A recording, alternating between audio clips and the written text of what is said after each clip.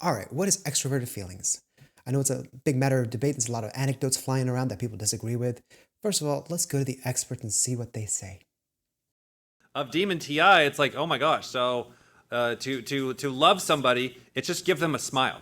It's just give them a pie. You notice on Thanksgiving you get the pie, and then it literally will say on the box, like I sensor saw this, it says pie fixes everything. Pie fixes everything. Like think about how silly that is. Like how much that's not FE at the top. It's like I don't know how to fix it. I don't know how to do the work. Here, have some pie, right? So if you could ever like take that imagery of what's FE at the top on crack, just remember pie fixes everything. Literal sensor. Pie fixes everything. Okay, so FE at the top is pie fixes everything. A little smile, some flowers will fix all of your problems, and that's what FE at the top is doing. And I know a lot of people who have extroverted feelings at the top took issue with this definition, but this is actually a really good starting definition, like a kindergarten level of understanding. So what does the cow say? Moo. What does FE do? Pie. So even if you stop there, you're going to have an understanding of human psychology better than 10% of the people out there. But if you want to go further, or you have half a brain, you might ask, but there's so many successful businessmen and women who have FE at the top: Barbara Cochran, Stephen Bartlett, Richard Branson, Mark Cuban, Gary Vee, Jean-Paul DeJoria, whatever his name is. Are they really running their business on like pie and smiles and flowers? I don't know, maybe. So let's take this definition and we'll we'll keep it for safekeeping and make sure that check if it's accurate. All right, let's break it down. Extroverted feelings has two components. So it has feelings and it's also extroverted deciding. All right, so the first question is, what is feelings?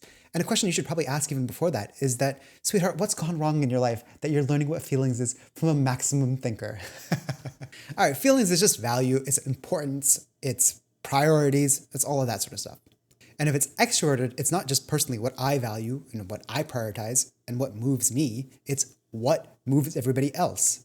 What do people value in general? What are the patterns of what moves people? Or what is the general sentiment right now in the short term? As we learned before, extroverted functions are looking at the here and now.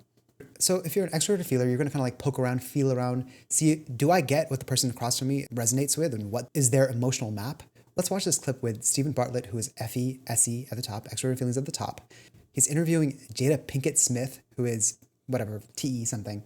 And he's basically trying to get like an emotional reaction from her, like seeing like, do I get what resonates with you? So he shows her like an old picture. Let's play this clip. So the picture that I found that I thought was relevant. Oh, do you know why this is relevant? Maxine and Tupac are both in that picture. Same picture. Do you have a tissue? Thanks. This is why the FIs feel like targeted by people who have extroverted feelings. It's like, oh, do I see you? I'm trying to understand you. I'm trying to like get, do I get what it is that matters to you? And of course the FI will feel exposed by that, yada, yada, yada. That's another story. Then extroverted feeling is also extroverted deciding. And so it's looking at other people, it's looking at the tribe, it's seeing what are people good at? What do they value? Where does everyone fit in? Where do I fit in? Who's good at this? Who's good at that? Who's an expert at this? It's seeing the value from the tribe and seeing like, what value do they bring? And so a thing you'll see very commonly, especially with extroverted feeling at the top, is that sure, they could solve the problem themselves, right? But they also, because they have the tribe spectrum, they're like, this person's an expert at that. This person's an expert at this. Let's ask this person. He's really good at that.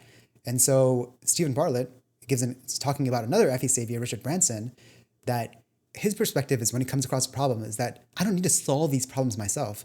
I'm going to ask who can solve it because I have access to the tribe rather than how I'm going to solve every single problem. What I found so staggering about him was that this is a person that's dyslexic. He calls himself a dyslexic thinker.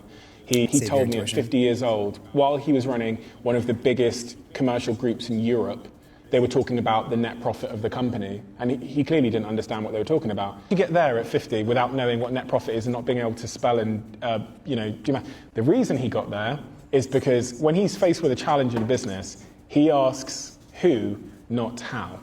And that's always been my bias. My bias isn't figure out how to do it. My bias has always been figure out who can do it. And this is really the story of small businesses. So many of them, because of resources and other constraints, they really spend a lot of time doing things they should be spending zero time on because they don't know. I think there's an insecurity there sometimes that they think they should be able to do everything to be a proper business person.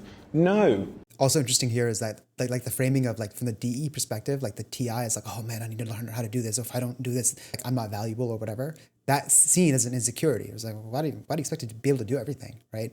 So it's interesting to see like what's insecure from one position to another. Like, so Mark Cuban also talks about this. He's deciding whether or not they should bring on this new player, and he's looking at the experts that he has on his team. It's like, oh, the scouts say this, the numbers people are saying that. They're like, okay, who should I listen to? Okay, let's play this clip. 13 and he goes to play in Europe against grown men. You hear about it, right? You hear about it because you you've got your ear to the It's ground. like, That'll come okay, up as it's well. Europe. You don't really know.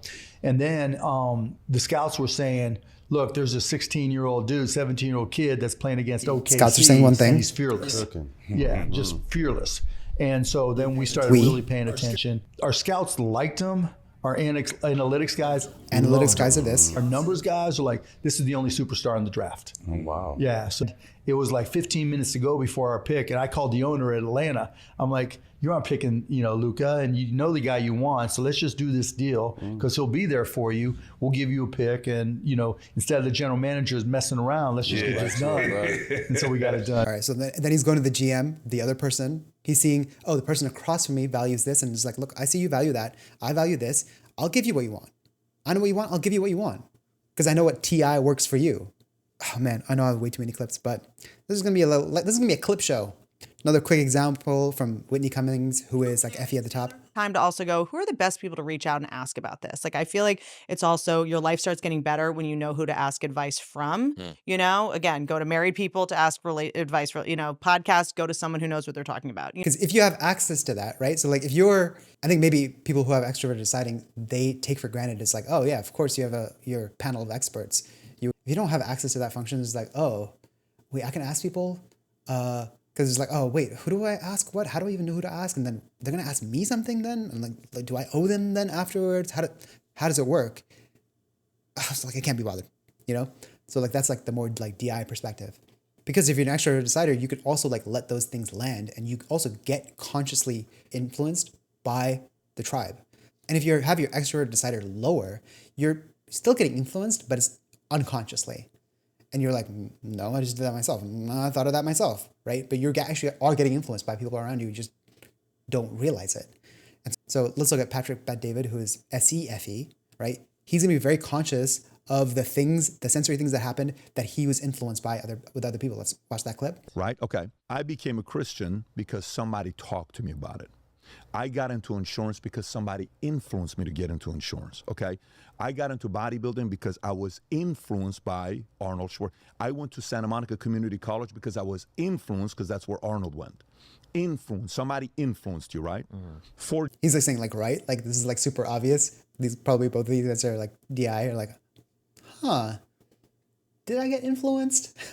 Again, if you have like FE conscious, like, oh, my values and the things that I valued, I got influenced by the people around me. And like, that's very conscious, even though it happens to everybody. If you have that function higher, is that you're conscious of it. Then because you're conscious of it, you also know how to do it because like, oh, this is what worked on me. Let me just do, right? You're not even thinking that, but just like intuitively you learn how to do that. And then on the flip side, the blame also, because like you're consciously knowing that you're influenced and you are consciously delegating your, like communicating with the tribe. When something goes wrong, you're also like, well, I did that because of you. Or like, there's also the blaming. So there's like funny clip from like Stephen Bartlett, probably like a TE person. Like a TE person's asking like, you didn't answer my question. I messaged you on Instagram. Yeah. And you've not replied to me. This guy here, he's running my social media channels. He's the one that ignored you. It's his fault. Rude. Of course he's joking, right? But if that was like a legit concern, he's like, okay, who's responsible for this area? You're delegating, you're seeing who's good at what. And then once you see that, the next step of that is like, okay, you do this because you're good at that. You do this because you're good at that, right? And then if something F's up, it's like, wait, you're the person I listened to, or like, you're the person who was meant to do that. Dude, there's so much more to this topic. The best part, I had to say for part 2, because I had too many clips. Initially, I was worried that the tribe is gonna be like, you didn't prove it enough. You didn't prove it enough. That's what you guys sound like. You ever look in the mirror? And now I had too many clips. So part 2 is going to be about an interview that Gary Vee did with Chris Williamson. And we're going to do a real deep dive on FE versus TI. For now, look, is FE pi? I don't know. Sure, I used a bunch of examples of people who are business owners. So obviously they're going to use their function for that purpose. If you are a racist old grandmother like Paula Deen, sure, maybe you're going to have pie on your mind all the time. And if you are like a NASA physicist, like that smarter everyday guy, you're going to be focused on like, oh, how do you make science cool? And so it's obviously not about the function. The function is just how you get to do the thing that you really want to do. Your motivations and your drive, those come from somewhere else. So stay tuned for part 2. I'll leave you with some Paula Deen. Hey y'all, I'm Paula Deen, and today I'm making pies. And what fresh nut does for cream sauces. Got it hot and bubbly. I want that rich, creamy sauce, because I really wanted this to be a man pleaser. You know what I mean, girls? All right, now I'm gonna do this kind of slow and gentle. Pour it on top of those nuts. All right, now I've got 3 nuts busted. Oh, yeah. Look at it gooshing down. Looks like melted white chocolate, doesn't it? Gosh, I could eat that just like that. Just gonna kind of smear that around evenly. Oh, and it smells so good and strong. This is sinful. I think a little bit more cream is in order. And a little bit more nuts. I know you're gonna love it when your nuts are chopped up. Everybody loved it.